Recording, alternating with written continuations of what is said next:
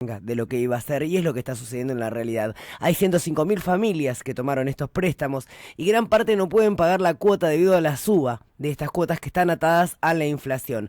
Para charlar sobre esto, tenemos en comunicación telefónica a Alexis Dritsos. Él es economista, es asesor del colectivo UBA y estuvo exponiendo en la Cámara de Diputados de la Nación con respecto a ver qué posible solución se encuentran para estas familias que hoy están endeudadas a más no poder. Hola Alexis, ¿cómo estás? Buen día. Vero Sarasola, Walter González, te saludamos. Hola Vero, hola Walter, ¿cómo están? Bien, buen día. Estaba mirando el video de la presentación que hiciste en la comisión de la Cámara de Diputados con respecto a esto. A ver, contanos a todos y todas los ciudadanos qué posible solución se le puede encontrar a estas familias que hoy, la verdad, están con la soga al cuello con estos créditos. Claro, bueno, el punto de partida de esto es que cuando se inicia este proyecto, las expectativas de inflación que promovía el gobierno, que proyectaba el gobierno, eran a la baja, una baja bastante importante. Entonces, arrancando con una inflación que venía en torno al 24%, el propio gobierno anunciaba unos años más tarde la posibilidad de llegar al 10%, al 12%, y con esa consigna se empezaron a promover los préstamos. En ese momento, inclusive, alguien de ese riñón, que es Melconian, que era presidente del Banco Nación, estaba en contra de este lanzamiento. ¿Por qué? Porque sostenía que con un nivel de inflación alto y sin tener la certeza de que bajara, iba a ser una cuestión explosiva en el futuro. La realidad es que esto sucedió. ¿Por qué? La inflación se fue acelerando y hubo una pérdida de poder adquisitivo del salario muy notoria en los últimos años. Estamos hablando de un arrastre, de una caída mínima de un 30% del poder adquisitivo del salario, y tengamos en cuenta que para poder llegar a tomar estos créditos de compra de vivienda que tienen, y ahora voy a explicar qué es la UBA, se tomaron más de una persona para poder componer el ingreso que necesitaba, a partir de una situación económica que se empieza a deteriorar muy fuerte en 2018 y luego la pandemia. Muchas de estas personas perdieron el trabajo, muchos perdieron poder adquisitivo porque perdieron la posibilidad de seguir enganchados con una inflación que fue creciendo, y hoy te encontrás con un sobreendeudamiento de las familias, que es el producto de esta caída salarial. ¿Y qué es la UBA? Una indexación del capital e interés, porque las cuotas es como que la deuda fuera en una moneda nueva que es el UBA, que acompaña y copia la inflación. Así que imagínate el escenario que tienen estas familias, ¿no?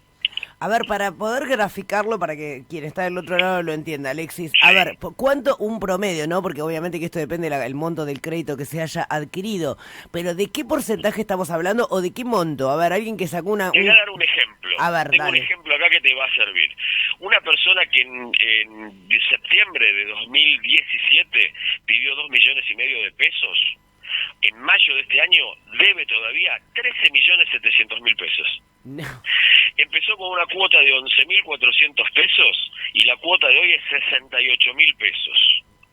Esa es la realidad de lo que pasó con la UBA. Entonces, y te voy a dar un dato importante. Por ejemplo, una comparación de la inflación comparativa, ¿no? Vos fíjate que la UBA, desde que arrancó en 2016, abril de 2016, creció un 760%. Los salarios claramente no alcanzaron ese avance. Por lo tanto, la situación entre lo que se lleva del sueldo, la cuota cuando arrancó el proceso, ahora es demencial. De hecho, hay fallos que hablan de que relaciones cuota-ingresos que arrancaron con un 29, un 30% de la plata que recibe la persona, pagaba la cuota, llegó en algunos casos a ser el 60, 70 y 80% del sueldo. Hay gente que tomó 2 trabajos, uno solo para pagar la cuota y poder continuar pagando, y el otro trabajo para intentar vivir. Gente que está trabajando 16 horas para poder sostener la compra de vivienda. Así que realmente es una situación muy compleja y que realmente ofende cuando uno escucha a funcionarios del gobierno anterior o inclusive algunos legisladores como Tetaz abanderados en hacerle creer a la sociedad que esto ha sido un gran negocio. Y como dije en la Cámara, si hubiera sido un gran negocio y fuera tan fácil vender las propiedades para la gente, los propietarios, los compradores, hubieran vendido, estarían sentados en una pila de dólares y este problema no existiría más. Claro, por Es una supuesto. falacia esto. porque no lo están evaluando como si fuera un proceso de análisis financiero, análisis inmobiliario. La gente compra su casa, y quienes tenemos la suerte de ser propietarios hace muchos años, sabemos que el precio de las propiedades fluctúa en momentos cuando la evaluación baja, en otros momentos sube porque se aprecian. Nosotros vamos y compramos y vendemos nuestra casa según esos vaivenes del mercado. Esto es otra cosa. Así que bueno, creo que esto es un tema que en la política se debe resolver, que fue una promesa de campaña del gobierno actual, y lo positivo es que todos los bloques, los dos bloques principales, generaron este acuerdo legislativo para empezar a tratar el tema con dos vertientes: resolver el tema de los UBA que existen y tener un sistema hipotecario para el futuro que no traiga estos problemas nuevamente en el futuro próximo, ¿no? ¿Y cuál sería una forma de poder solucionarlo ahora? ¿Cuál sería el alivio para estos compatriotas que han confiado en este sistema de crédito? Bueno, mira, básicamente dos cuestiones importantes. La primera, que pensemos de acá al futuro, cualquier sistema hipotecario que tenga algún proceso de indexación tiene que ser una actualización que vaya por debajo del salario y de la inflación. No puede estar más vinculado a inflación porque es lo que nos trae el problema. Y agregándole el análisis de los créditos que ya existen, es necesario para que esta nueva, si los recambiás por un sistema nuevo, tenés que desinflacionar, para explicar de alguna manera, desindexar parcialmente todo esto que viene acumulado en los UBA que existen. Vos no podés sostener estas deudas de capital y estas cuotas tan altas, por más que los cambies a un sistema más benigno a partir de ahora, ya vienen acarreando toda esta excesiva indexación. Entonces lo que le propusimos a los legisladores es que para los créditos existentes se haga un recálculo desde el inicio con un esquema mucho más moderado, que haga que hoy, y con una tasa tope del 3,5%, se arranque el nuevo crédito con un capital más moderado y con una cuota más moderada. Para el ejemplo que te di de 2,5 millones, que hoy debe 13 millones y pagaría 68.000 pesos, en nuestro proyecto, con tasa tope y con un índice de actualización mucho más benigno, tendría un capital de 7.700.000 contra 13.700 y una cuota de 38.000 en vez de 68.000. Y a partir de ahí, reengancharlos en el nuevo proyecto que propone manejarse con el CBS en lugar de con la UBA. Así que esa es un poco nuestra propuesta. En principio y en teoría los legisladores, inclusive los que pudimos hablar después de las exposiciones, lo entendieron, porque la paradoja es, si vos querés corregir en un nuevo esquema todo lo malo que hizo la UBA, cuando hablas de los que ya sufrieron y tienen inflados sus valores por la UBA, para ponerlos en la misma grilla de partida tenés que desindexar parcialmente para que el punto de partida del cambio de modelo sea realmente exitoso y no tengamos un problema de acá a la vuelta de la esquina.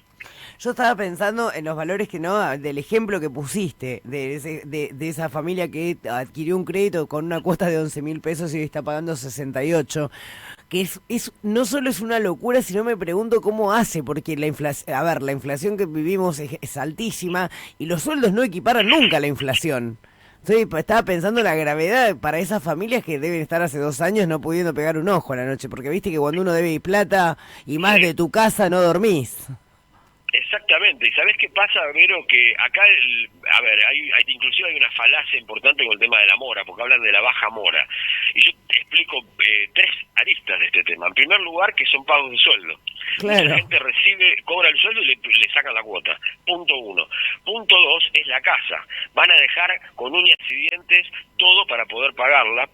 Y en paralelo hay un endeudamiento generalizado de esas personas en otros frentes. No pagan expensas, los que tienen que pagar expensas, no pagan patente, no pagan más una prepaga si la tenían, escuela privada la tienen adeudada, deben de todo tipo de cosas, tarjeta de crédito explotada. Y sí. Una cuestión de endeudamiento, una degradación de la capacidad de consumo de esas familias en todos los frentes, y se ve en una alimentación precaria, en problemas de salud, y además, una cosa que no dicen cuando hablan de la baja mora, que una parte la explica por estas cuestiones, pero la otra es que cuando la gente no podía pagar con la idea de que le ponían la cuota al final del préstamo, un tipo que no podía pagar no te figura moroso, porque le metieron la cuota después de 30 años, el mes 1 del año 31 debe la cuota que no pudo pagar y así sucesivamente. Entonces parece un espejismo de no mora cuando la realidad es totalmente otra, ¿no? No, y sí, están las otras horas que no la mide el sistema bancario, que es la que yo te digo. La gente le debe una vela a cada santo, como decía mi abuela. No, claramente no. Además eso sí eso es así y bueno, todos conocemos a alguien que ha sacado algún crédito web y dice, no llego a ver el sueldo. De hecho, me sacan el sueldo y todavía estoy debiendo plata. Y gente que ha sacado créditos por otro lado para poder pagar el crédito UVA. Es una locura. Exactamente. Una locura. Una locura. Realmente es una locura. Bueno, de este tema venimos hablando hace bastante, Alexis. Espero que de una buena vez por todas, esto fue promesa de campaña de esta gestión, o sea, resolver el tema de los créditos UVA, por lo menos darle un alivio a la gente. A ver, yo creo que la gente que sacó con buena fe el crédito para acceder, estos créditos para acceder a una vivienda única, a ver, lo hizo con la mejor buena. No es gente que no quiere pagar, es gente que no puede pagar estos valores. Exactamente. Exactamente, aparte hay un tema que es sumamente importante que tampoco se dice. Nosotros no pretendemos que el Estado ni el contribuyente ponga un mango. Esto tiene que ser muy claro, porque han tratado de bajarle el precio a nuestras propuestas diciéndole al público, y ayer lo decía este señor Liach, que fue vicepresidente del Banco Central y que es un maleducado que trató de retardados después de la reunión, que se levantó y se fue, no escuchó a los demás, un tipo que hablaba sacaba fotos que iba a tener el 10 de inflación y tuvo el 47,6% ese año. Él daba cátedra y decía que retardados, habló de retardados, una frase muy poco, realmente muy poco respetuosa. Una frase nefasta, lo digo yo. Sí, una frase nefasta, un mamarracho. Y yo lo que veo es que acá él quiso instalar la idea de que estamos pretendiendo que alguien pague por nosotros. La realidad es que los bancos se llevaron una tajada tan grande durante todo este tiempo, y son bancos públicos, por otra parte, que pueden ahora ganar menos, perfectamente, porque la cartera de hipotecarios es muy chica en relación a otras carteras que tienen más rentables, como préstamos personales, prendarios, tarjetas y las comisiones que te cobran los bancos, pero además los bancos estos, que tienen los pagos de sueldo del Estado, vos cuando tenés una caja de ahorro no te pagan nada por la plata, mueven una masa de dinero que la vuelven a prestar a los mismos tomadores con un costo de captación cero, porque están la masa del dinero público ahí, con lo cual simplemente se trata de que ganen un poco menos para devolver lo que ganaron de más.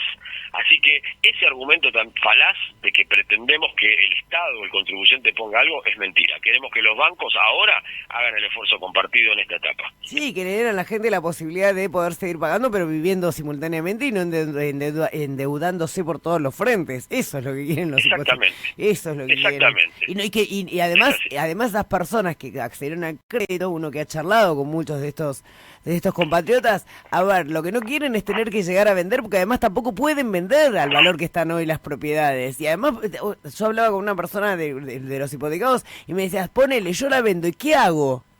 ¿Cómo llego a otra vivienda? No, es una locura, una locura. Lo que tiene que hacer el Estado en este caso, bien, como bien lo planteas vos, Alexis, es darle a estas personas, a los hipotecados, otras posibilidades de pago, ¿no? Que paralelamente puedan vivir.